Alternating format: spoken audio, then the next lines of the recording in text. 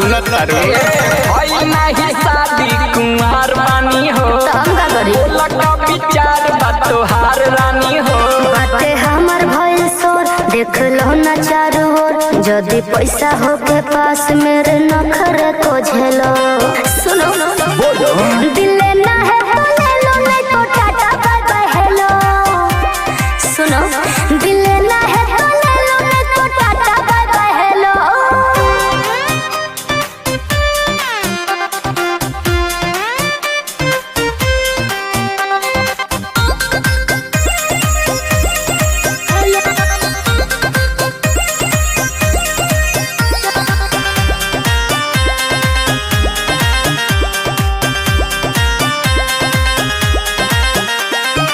लिखना दिल सोचे के पड़ी पापा के धन पूरा पूछे के पड़ी अरे बर्बाद कर दो सोच लो एही से कहीं छोड़ो पीछा कोई कितना लोग पीछे मुड़ गए मान लो ना मेरी बात जाके दूसरे के साथ जो भी खेलना है तुमको वहीं खेल खेलो दिल लेना है तो ले लो नहीं तो टाटा बाय बाय हेलो दिल लेना है तो ले लो नहीं तो tata bye bye hello tata bye bye hello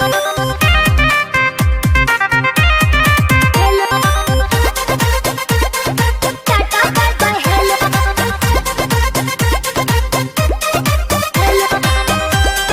Annu recording studio Delhi. दिल तोहार याकी महंगा जमीन हो रह बकले भोले हम तोहरा बिन हो अच्छा तो सुनो बोलो मेरी जान अब गे आइल बा समझने ये बाबू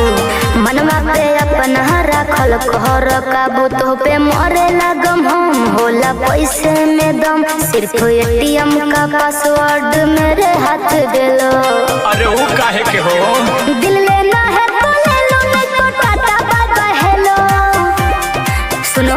दिल लेना है तो ले लो नहीं तो टाटा बाय बाय हेलो